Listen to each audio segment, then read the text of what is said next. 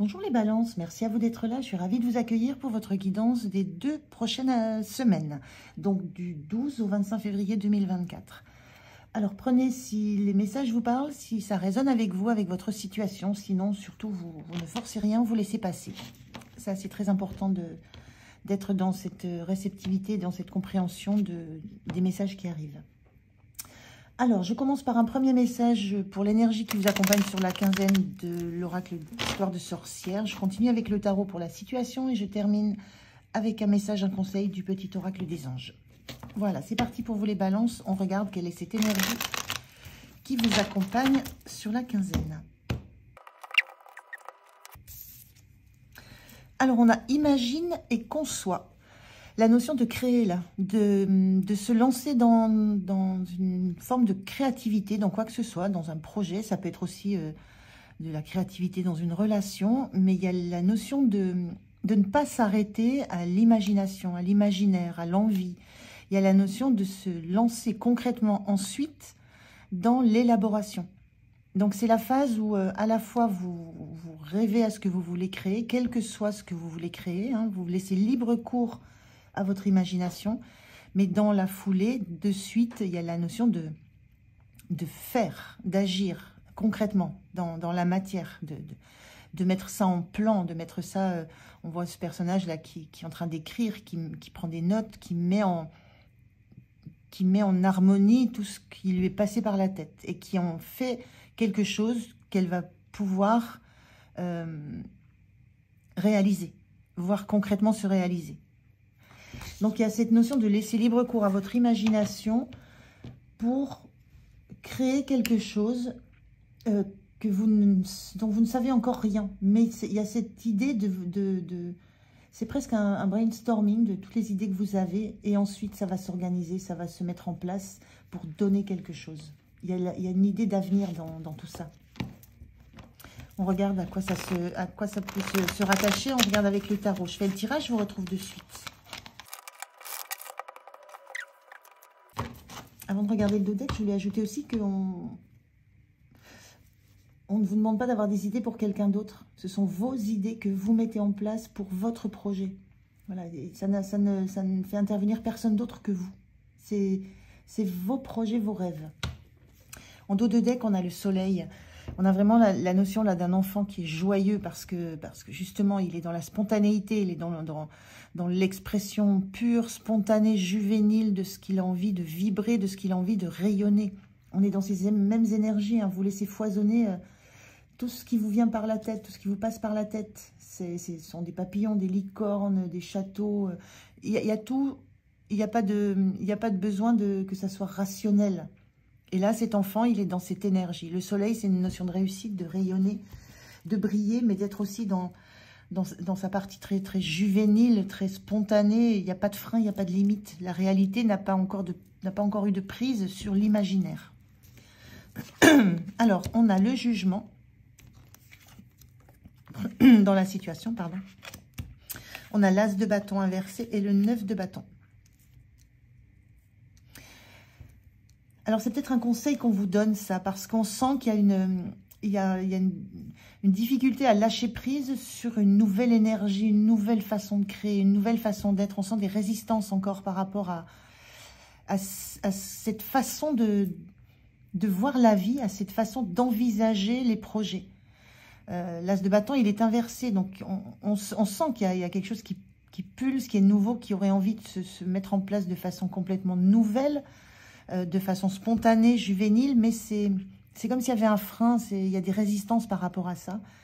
Et c'est l'idée, avec ce jugement, d'une renaissance, c'est une vision. Le jugement, ça a aussi une connotation de deuxième chance, mais je le ressens plus là comme une renaissance, comme le fait de sortir d'un cadre et d'en sortir et de se mettre à nu pour renaître à quelque chose d'autre. Donc, il y a la notion, là, chez vous, les balances, sur les 2 semaines, d'accepter de vous dépouiller de tout un carcan d'obligations, de règles, de réalité, de réalisme, pour entrer dans quelque chose de complètement naturel, enfantin, joyeux, spontané, de vous mettre à nu, de mettre votre cœur à nu, votre esprit à nu, pour oser démarrer quelque chose de nouveau dans la créativité, dans l'action, dans quelque chose qui va être passionnant.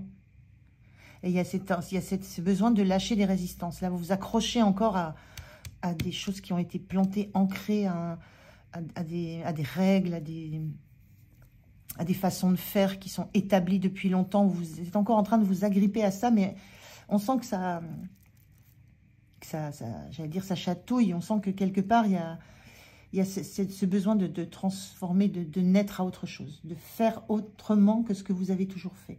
Et c'est en ça qu'on vous dit imagine et conçoit, mais la première étape, c'est d'imaginer, d'oser imaginer quelque chose qui n'est pas aussi ancré, aussi planté, aussi rigide que ce à quoi vous vous accrochez. Et ça demande du lâcher-prise. Ça demande de lâcher ça, lâcher les résistances, avoir du lâcher-prise, s'autoriser à revenir à ses rêves d'enfant, à des choses très, très puériles, lâcher les barrières. Il y a des barrières qui doivent lâcher. Ce sont peut-être des barrières sociales, ce sont peut-être des barrières familiales, ce sont des barrières que vous vous êtes mis, des conventions, de la morale. Il y a beaucoup de choses, mais il y a une notion là avec ce jugement de devoir sortir de ça, de ce qui est très carré, de ce qui est très rigide, et de vous mettre à nu pour exprimer pleinement la créativité qui est en vous.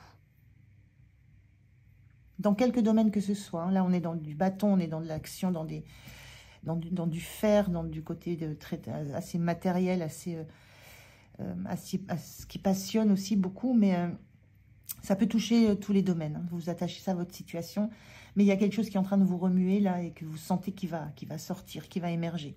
Il y a encore quelques résistances, vous les connaissez, vous les sentez, mais en même temps il y a cet as de bâton là qui va, c'est comme s'il allait exploser.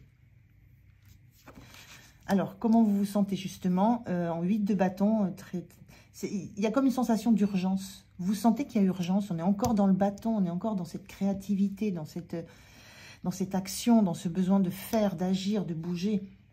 Il y a une notion d'urgence à ce que les choses bougent, se mettent en place. C'est comme tous ces bâtons-là qui étaient plantés là dans le sol, bien ancrés, bien plantés, bien solides.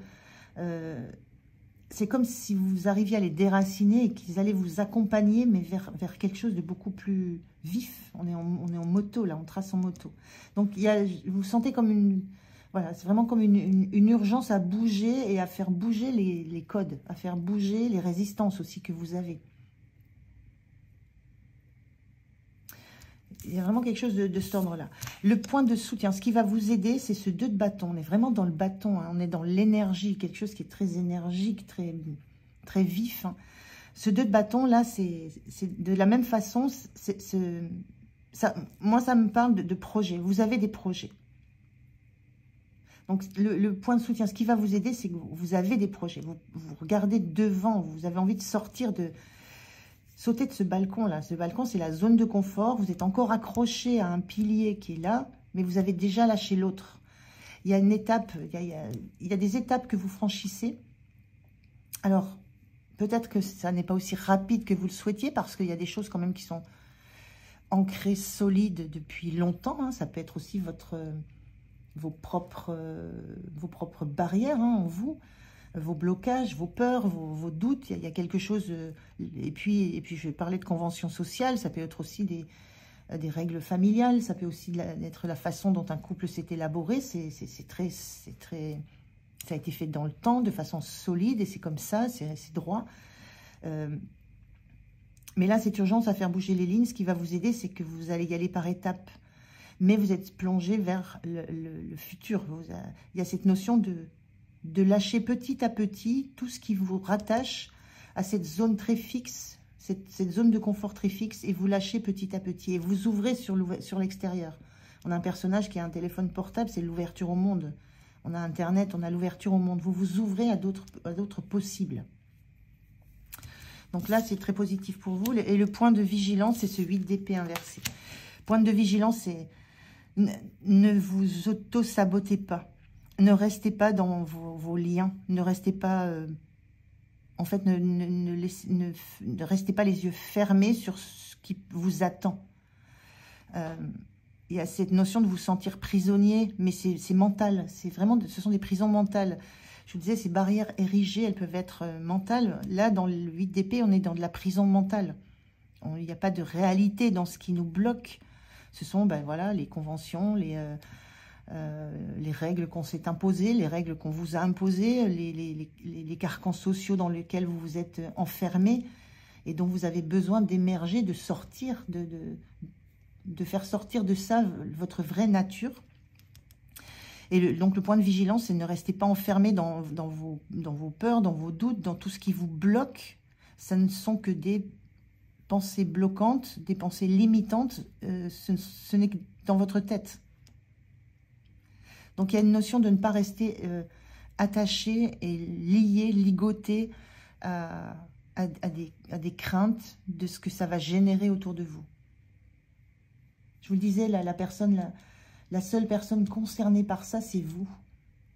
Et c'est ensuite, en étant vous, en étant dans votre plein potentiel d'imagination, de rêve, de la vision que vous avez de votre avenir, c'est en étant comme ça que vous allez pouvoir rayonner sur un environnement qui va être aussi destinataire de ce nouvel engagement que vous prenez envers la vie, envers vous et donc envers la vie que vous voulez mener, donc avec les autres aussi. Donc attention à ce carcan mental, psychologique qui viendrait vous empêcher de renaître en fait, de renaître. Il y a une notion de renaissance dans le jugement. Il y a quelque chose qui a été éteint, qui a été pas éteint, qui a été enfermé en vous et qui ne demande qu'à exploser là. La fin de la quinzaine, vous êtes en 6 de Pentacle, il y a quelque chose qui se rééquilibre. Vous sentez que vous êtes en train de recevoir, peut-être à hauteur de ce que vous avez donné déjà. Il y a une notion de cadeau aussi. Il y a une notion de cadeau que vous acceptez. Et le cadeau que vous acceptez, c'est celui justement de regarder les choses, peut-être de regarder en face, hein, d'enlever ce bandeau que vous avez sur les yeux, de couper les liens d'attachement à des situations qui ne vous conviennent plus, de lâcher les résistances. Il y a quelque chose qui s'équilibre et on voit un personnage qui n'est plus seul. Il y a la notion aussi que c'est un cadeau, je vous le disais, pour l'environnement aussi. Ça sera perçu comme le fait que vous preniez votre place concrètement dans la matière. On a bien une idée de concevoir ici, et avec le soleil, on est dans l'idée de créer, de se réaliser. Il y a la notion que de votre réalisation vont découler des cadeaux pour les autres. Et ça j'ai la sensation que ça vient à votre conscience, vous en prenez conscience. Et ça aide, ça facilite le fait de se lancer réellement dans ce qui vous anime. Donc c'est plutôt joli comme énergie, hein, les balances. Alors, on va prendre un conseil, un message, un conseil, un encouragement des anges pour vous.